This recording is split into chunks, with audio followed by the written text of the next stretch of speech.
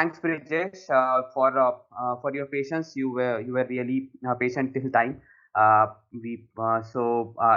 don't need to introduce you, but yeah, just for our participants, Brijesh came will come with 2 decades of experience in leading and managing, coaching the teams of software testing, and embarrassing the agile mindset. He's a bachelor of engineering.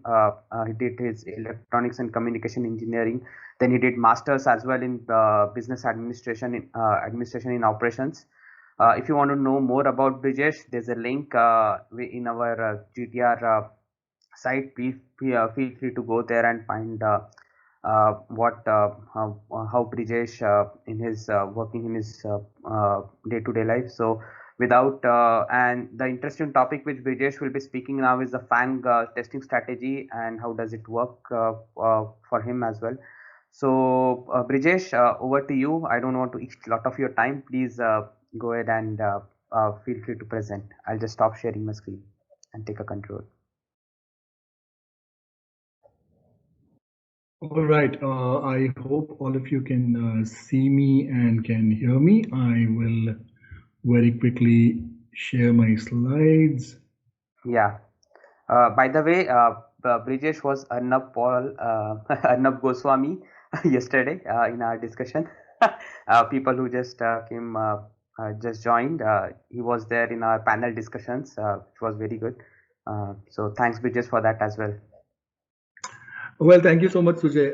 Thank you. You were extremely kind, and I must say, doing this right at the back of a session of one of my good friends and one of my mentors, Raghav Pal, is a bit of a challenge because I should be able to match up to his standards. He's absolutely awesome, and then there are a lot of people who were in track one following Soumya's talk. So was I until I joined this one. That was also interesting. So doing this right at the back of 2 such wonderful sessions, it is giving me a bit of nerves, but I'll see how far I can get. So today I'm going to be talking about the FANG test strategy, and we will see whether it works for me or not. So here is a quick introduction of mine. My name is Brijesh Dev. I am a senior consultant digital manufacturing with Sogeti Netherlands. I live in the Netherlands. I am also one of the enablers of the Test Chat community. We are a group on Telegram with more than 1,300 members. We also have our own YouTube channel where we have our shows going and we talk about testing. You can find me on LinkedIn and on Twitter, of course, on other social media as well, but these are the 2 prominent places where you can find me. Before I begin my talk, I would like to begin with a few disclaimers. Number 1, this talk is targeted towards invoking a thought process for the audience. So I want to tickle your brain. I want to make you think at the end of this talk. Secondly, the speaker does not dismiss any test approach, and the talk is based on the speaker's experience and personal opinion. Yes, it is based on my experience and my personal opinion. And third, which is the biggest disclaimer, is that no animals were harmed during the making of this talk. It is mandatory to put this disclaimer, otherwise SPCA will come chasing. All right, having said that, Sujay, since I cannot look at the chat window or the Teams panel, I would need your help on this one. How many of you know what FANG is? Just do a raise of hands and we shall know. And Sujay, you can tell me how many hands you can see. Yeah, I raise my hand. Others, please, if you know the FANG, what does FANG means? Any idea? I think we have a little shy audience. Okay, all right. I will break that myth for you today, or tell you what FANG is. FANG is Facebook, Amazon, Apple, Netflix, and Google. That's what FANG is. So when we talk about FANG companies, it is Facebook, Amazon, Apple, Netflix, and Google. They are the top grossers of revenue year after year. Well, of course, one can say, why is Microsoft not in this list, or why is Twitter not on this list, or you can put some other big names. But this acronym sounds really really cool, so people have gone with it. And there was a time when these were the top grossing companies in terms of revenue, so that's why they were on top, and people have stuck to those five names.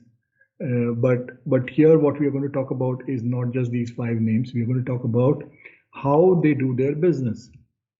The primary source of business, or the primary business that these people do, or the primary way in which these people make money, is through advertising. That's what you see with Facebook and Google. Facebook provides a lot of content to people. Facebook is primarily for people getting connected to each other. So there is a lot of content. There are a lot of posts, audio, video, and in all other formats. But most of their revenue comes from advertising. Similarly with Google, most of Google's revenue comes from advertising. Of course, they have diversified. They have other business areas as well. They have different products. They have a cloud platform. They have other services that they provide. So they have different avenues for making money. For Amazon, it is primarily online shopping, and that's what you can do with Amazon. But Amazon also provides other services such as cloud. Okay, and Google also does the same thing. So there are different ways, but this is the primary way in which Amazon makes money. Apple makes money through its products, whether it is the iPhone, iPad, Mac, or anything like that. But apart from that, Apple also makes a lot of money through the various software, which is sold on the Apple platform, or which is available on the Apple platform. Netflix, major source of income is through streaming of movies. On-demand movies has been their domain for a long time. And so movies or TV shows you can talk about, that's how they make a lot of money. And like I said, some of these companies have their own cloud platforms, like for example, Google and Amazon, and that's another source of income for them. So one has to always keep in mind how you are making money, or how the company is making money, or which is the primary area in which businesses will try to focus. So keeping all of that in mind, we've seen that they all cater to different markets. They all have different ways of generating revenue. Let's find out some of the common threads between all these companies. Number one, all these companies have their architecture based on microservices. All of them have microservices based architecture. So, which means that if one of the service goes down, the entire product does not go down. The product will still be up, it will still be available to you. They will very quickly fix the other part and it will make available to you. All of them have very robust CI/CD DevOps infrastructure available with them, and they are constantly, bringing it, making it better and better as the day progresses. They all have automated processes. There is a lot of automation. They boast about having fully automated CI/CD pipelines. They have less or zero manual or human intervention. Finally, what they focus on is a very, very quick turnaround time and faster time to market. They all have speeds like, deployments happening every few seconds. In fact, some of these companies do deployments every 6 seconds. Imagine how fast they are. So you don't notice when a bug, you notice that, okay, there is something that is wrong, but you don't notice when it gets fixed, because very quickly you will see that, oh, that problem is gone. Because if they have noticed it, they'll make sure that they fix it and they turn it around really, really fast. Now, with so many nice things about these companies, so many nice ways in which they can make money and everything is fine, what is the problem? The problem is Facebook notifications don't work. I do not know the last time when they actually worked. For me, I always have an issue with their notifications. iOS Every time there is an upgrade, there is a bug. There is a big one, and then soon they have to come up with a patch. Every single time, every single major release has come with a bug, and they have had to come with a 0.1 or 13.1 or 14.1 version within few days. Amazon, I went to look for soft drinks and I found Bonvita. That's a problem for me. So some might say, oh, well, this is the seller's problem because the product categorization is done by the seller, blah, blah, which is fine. But for me, if I am looking at Amazon and if I am using their app, and if this is what I get, it does not solve my problem. On Netflix, I started watching something, and right in the middle of the show, I get this message. What can it be? It is a bug. It is an issue. Something is causing this error. So this is an annoyance for me. Well, let's leave all the bugs aside, and now let's look at these. If we think of space shuttles, if we think of projects which are where you invest a lot of money, like space research. If you look at healthcare industry, you can't let a spaceship blast in the air, or you can't let a patient die because of a bug. You can't have leaks at a nuclear reactor because your software is giving glitch and it does not detect a leak. You can't have somebody miss a zero in trading and then cause billions of dollars or millions of dollars lost in trading. So if you look at these specific examples, one bug can be very, very costly and it can be fatal to the entire humanity. So people have to take care of their testing. It is very important that you start looking at testing holistically rather than just being a part of software development lifecycle. You have to start thinking about it. You have to keep thinking about it constantly. Let's look a little further. What is happening these days? You have, people are focusing on renewable sources of energy. Your petrol, diesel stocks are getting lower and lower by the day. So you're focusing on renewable sources of energy. So if you look at the energy sector, or if you look at self-driving cars, if you look at robotics, or if you look at your smart home, smart kitchen, smart office, all the smart infrastructure around you, or the smart cities that people talk about, there is an amalgamation of information technology coming together with operational technology, which means that there is an integration of hardware and software. It is no longer a time when you say that, okay, my software is working fine and I'm good to go. Those were back in the day, they used to happen. Now there is heavy reliance of hardware on software. Sorry, I could hear somebody. Does somebody have a question? No, I think that was an echo. You can please proceed. Okay, never mind. All right, so the question is, if we are talking about all these, can we afford defects in these systems? When we see there is so much of integration happening, when we see that, okay, there is a dependency of the hardware on the software, there is a dependency of the software on the hardware, when things come in so closely, when things are coupled so tight, can we afford bugs? Can we say, okay, I have a fully automated CI/CD pipeline and then I can go to sleep because my CI/CD pipeline will take care of itself. It'll do the nightly runs and do that. You will still need people to look at and analyze the results and keep thinking about it constantly, keep working at it. Yesterday in the panel discussion, there was so much of emphasis on the term called manual testing, though I don't agree with that term. I would say the term of human influence, the human side of testing.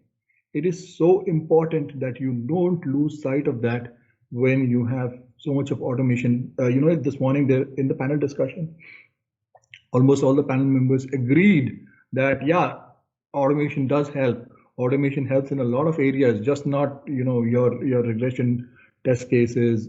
It also helps in test data generation, test reporting. So it is important that you pay attention to these, but you don't lose sight of the human side of testing. So constantly keep asking that. So what is needed? What is needed is a robust test strategy. What is needed is focus. What is needed is vision. So when you have a combination of a focused test strategy with vision, then you can make progress. Then you can start thinking, oh, now I can probably relax a bit because I know where my focus is. I know what I'm going to do with my testing. I know where, in which direction am I going.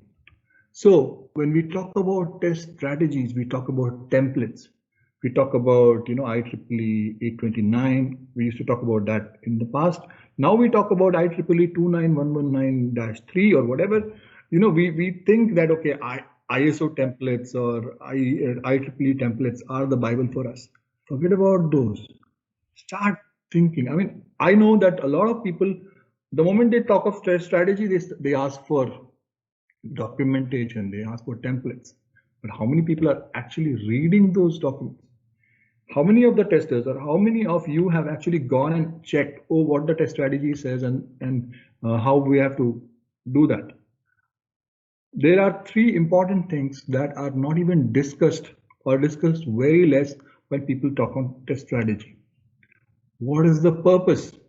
Why are you actually testing it? What is the purpose of the product? How is it aligned? How is my test strategy aligned to the product?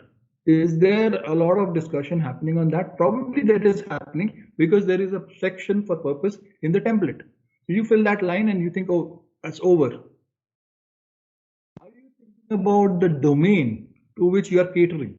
Are you thinking about the sector to which you are catering? Are you thinking about your competition? Because ultimately you're talking about business, ultimately you're talking about making money. So are you thinking about that? The focus should be there. Are you thinking about the context of the application? Not all products are the same. So if it works for Facebook, because Facebook is feeding you content, you are happy seeing the content. In the background, they are making a lot of revenue through advertising, which you don't pay attention to. It just appears on your feed. You might sometimes click on it or you might watch the ad or whatever. But the advertiser is paying Facebook a lot of money. It works for them, but does it work for you? That is the question that you should be asking. Does it really work for you? Now, before I end, I want to leave you all with a food for thought. Ask this question: does my product solve the customer's problem? And is my test strategy aligned with this goal? Think about it. Think about it hard. Have a good night's sleep. And tomorrow morning, when you go back to your offices, when you start working in your projects, ask this question. Ask this question to your fellow testers. Ask this question to your developers. Ask this question to your architects, to your business product owners, your business owners. What is the problem that we are trying to solve? Is my test strategy aligned with that problem? We start talking a lot about, okay, what automation tools do we want to bring in place? What language should we select for automating? But how many times do we ask this question? If you have asked this question, if you found the answer, great. If you haven't, then please do that tomorrow. And you will see that once you keep this at the heart of your test strategy, if you keep this question as the fundamental question for your test strategy, for your test approach, for your testing, constantly thinking about the problem that you're trying to solve, you will see that the other questions automatically fall in line. The answers will fall in line and you will find solutions very, very easily. Well, that is the message from my side. Thank you so much. Now I would like to take any questions if there are. Guys, feel free to ask any question. I don't see anything in the Slido yet, Brijesh. So my talk was too good and people don't have any questions, which is nice. So guys, feel free to ask any question. If you can unmute yourself, we have time. Hey Brijesh, can you hear me? Yes, I can hear. Raghav this side. Yes, Raghav. So this was liked, and whatever you said, and everything is very very well presented. So Brijesh, just uh, generally discussing, uh, in many of the organizations like airline organizations, and where they have flights, and they cannot miss out on anything, because it can be a disaster, right? Correct. So I have seen that they keep a checklist. So they Yes. have a very very strict checklist, and Yes. whenever they have any process, for any simple process or any complex process, they keep a checklist, and they say that you have to go as per this document or a checklist, and keep on checking 1 2 3 4 like that. Do not miss on anything. So have Yes. you seen something like that implemented, or have you ever thought about this? This can Oh, really kind of. absolutely, Raghav. That's a very valid point, and that adds to my point of having the domain and the context in place. Okay, so when you talk about domains which are safety critical, for example, the airline industry that you spoke about, one small defect, we've seen what has happened with the Boeing 737. If you know the story in the past, we've seen disasters with the 777 happening. We know now that, okay, what is the problem with Airbus A380 and why the production is stopping in the end of next year. So we know all these problems. We know about this, and these are very domain specific. And in certain domains, yes, they have a very standard, strict protocol. They have checklists. They have a way of working which they have discovered that in doing so, they have to keep their business interests alive, and they have to think about, most importantly, the safety and the security of their patrons, their passengers. So that is where it becomes very important. So thank you for asking that question, Raghav, and it brings a lot more context to what I was saying. That in an industry where you are talking about safety being one of the primary parameters, a simple test strategy could have a checklist. That is also fine. That is also acceptable. Okay, but that checklist will have to be thought through really, really hard. People have to think about all possible situations that you can get around by having that checklist. Thank you, Raghav, for that question. I hope I have answered it. Yeah, definitely it was, very insightful, Brijesh. And I normally see that, just not in testing, but like when a pilot takes off, he has a checklist, and he has to go through each Yes, and everything, and he cannot take off until he checks everything. So that is something we can implement in our testing as well. Just a thought. yes, very true, very true. Guys, any other question? We have still, we have some time. We are good. Yeah, I finished it soon on purpose because I wanted people to, come out and ask questions. I wanted to give proper time to people because what happens normally is that we run out of time and people don't get an opportunity. And it feels bad when your question is not answered. It has happened to me. I feel bad when my question is not answered. So I thought, okay, let me do it in a manner so that I can give time. Okay. I think Brijesh, our attendees uh, knows understood your talk very well. So maybe Oh, they might like to have that's nice. That's questions. nice. But I would like to repeat what I said in the end of my talk, that when you go back to your projects tomorrow, ask that fundamental question. Okay, ask, and you will see that a lot of things will become a lot more clearer when you find an answer to that question. Am I solving the customer's problem?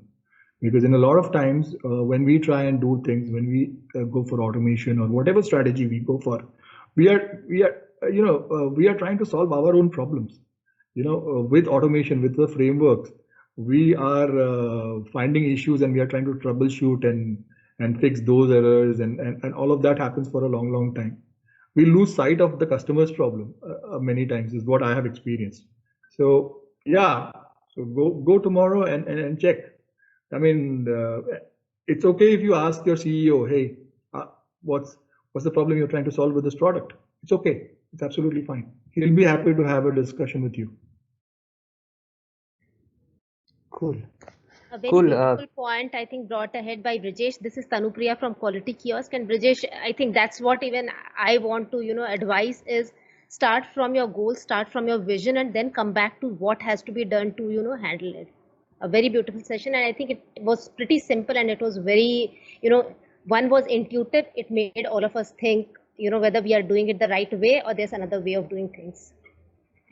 Yeah, Tanupriya, and I would like to emphasize something that you said in the panel discussion also, that I would just like to add that when we talk about automation, you emphasized on the importance of automating at the right layer and at the right pace and things like that, and that also applies here as well. If you don't lose sight of your goal, then you will find success early, and if you lose sight of your goal, then you will find yourself going away in multiple directions. Thank you, Tanupriya, for that insightful discussion earlier today and for coming in here. I look forward to your talk later today. Thank you. Thank you. Thanks. All right. Thanks, guys. Okay, I can thanks. see already the other speaker ready. So Yeah, thanks, Brijesh, for this such a simple and meaningful talk. And it's a good practice to started that keep the talk less and have the questions time for the questions, because sometimes we intend to speak a lot and then there won't be much time for the question answers. That's really important. So thanks once again. Learning from my mistakes, Sujay. Yeah, thanks. All right. I want to thank ATA for this opportunity. Thank the audience, and I wish success to my fellow speakers. Thank you, everybody. Thank you.